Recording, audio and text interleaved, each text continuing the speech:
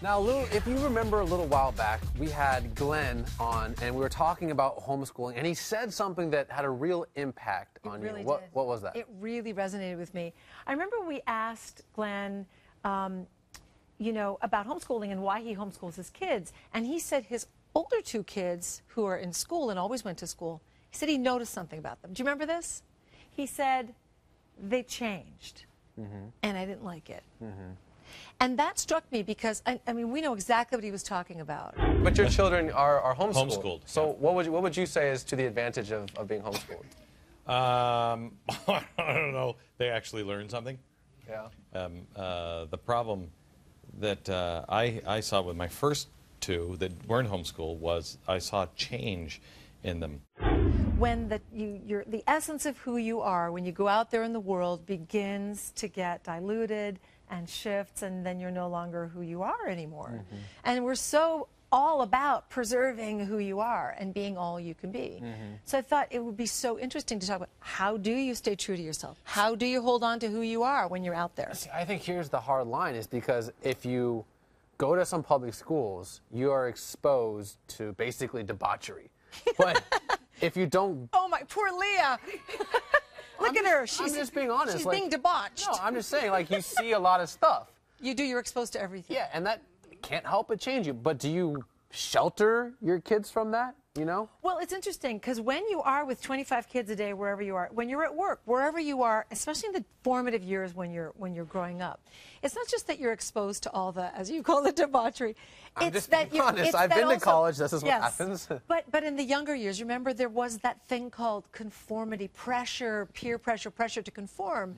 And now if you dress slightly differently, you have a different opinion on things. You play the violin and everybody else thinks that's geeky because they play the drums. I played the clarinet, I made a lot of fun. Okay, so all of that, you know, how do you then have the strength to say, well, okay, that's fine.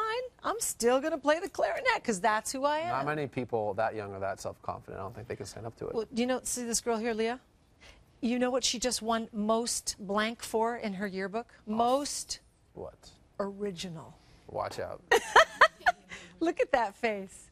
So, Kim, you're looking at her like very proudly. Like, is that something that you hoped she would be, is original? Or is that just something she came up with?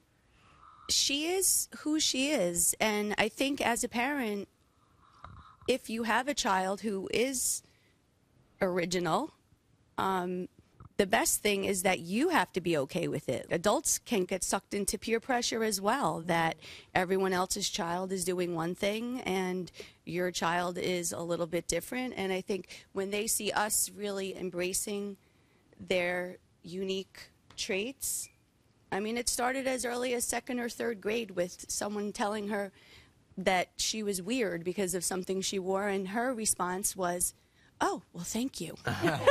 That's You remember awesome. that, Leah? Well, here's my question to all of you, and I think this is something that a lot of people that were public school like me have the quick impression is that, oh, y'all are sheltered. What would you say to that? No, not at all. I was exposed to everything in a different way. Like I mean, I was still with other kids all the time. It wasn't like, you know, I was in my house all day, every day.